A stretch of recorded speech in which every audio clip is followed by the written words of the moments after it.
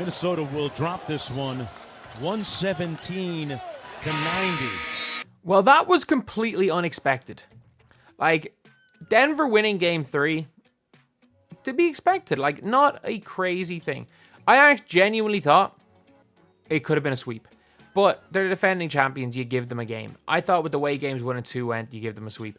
And when I made my video a few days ago saying that the series was over, that was also under the assumption that Jamal Murray was getting at least a 1-game suspension. But Adam Silver, so soft, deciding to let Jamal Murray play. And Jamal Murray played really well. It's his best playoff game since the Lakers series. And obviously, they got a bit more to whistle in this game. But I don't think a 40-point win is something that anyone thought was going to happen. I don't think anyone thought it was going to be 40 points that Denver were going to win in Minnesota. Are Denver back in the driving seat in this series? I'm going to say no. Like, I still think the Timberwolves are in the driving seat.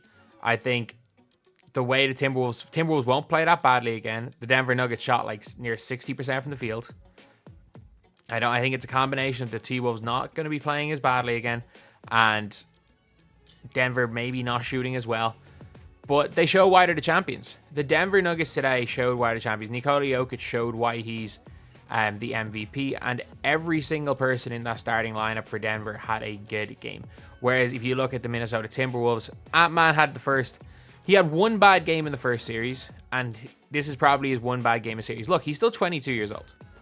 And that's the thing, is like, you have to give some leeway for these type of guys for having the odd bad game or two. Like, Ant-Man is in the trajectory to be the face of the league. He's on the trajectory to be one of the 2 or 3 best players in the world. Heck, in his own mind, he probably is the best player in the world. As Draymond said, like, you can see how he plays. He thinks he's the best player in the world. And he's one of the players that's good enough that he should. Like, I think if you're a top 15 player in the world, you have to think that you're the best player on the floor in every game. Otherwise, your team doesn't have a chance. Or even just if you're a number 1 option in general, you have to think you're the best player in the world. Otherwise, your team is kind of screwed. But at the same time, he didn't have a great game. Karl started off pretty well, but the Minnesota Timberwolves kind of went away from looking for the 3 in the second half. And the Denver Nuggets played a good game. Like, I genuinely thought they'd imploded after game 2. And I think they would have imploded with a Jamal Murray suspension. Like, if we're being real, both Jamal Murray and Mike Malone should have been suspended for this game. Jamal Murray potentially suspended for multiple games. Mike Malone should have been suspended for a game. But there was no punishment. And the Denver Nuggets come back and play their best game we've seen this series by far.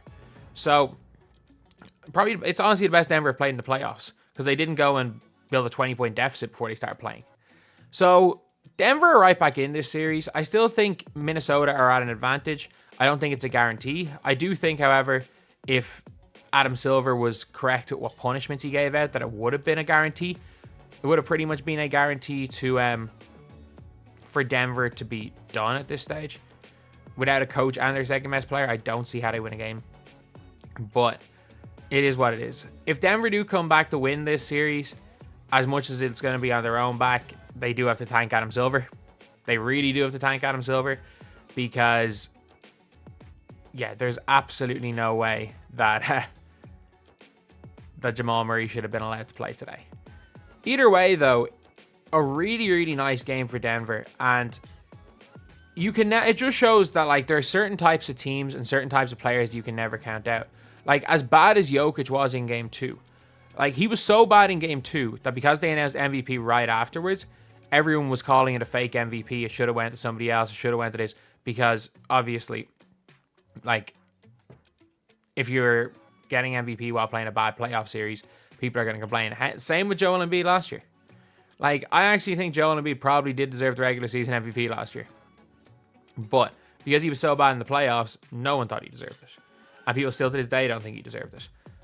But Jokic finally stepping up before it's like, other than like in some games where they're down big and he stepped up to pull them through against the Lakers.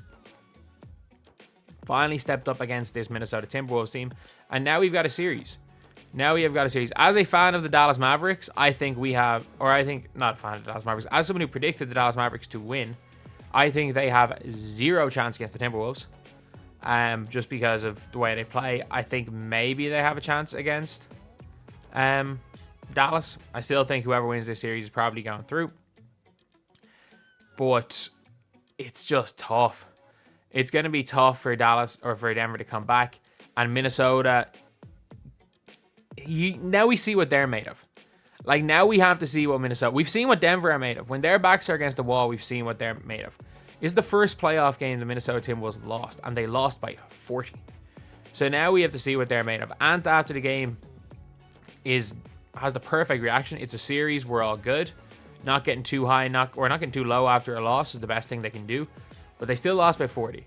So let me know in the comment section, what do you guys think? Do you guys think that the Minnesota Timberwolves are going to step it up big time? Do you guys think that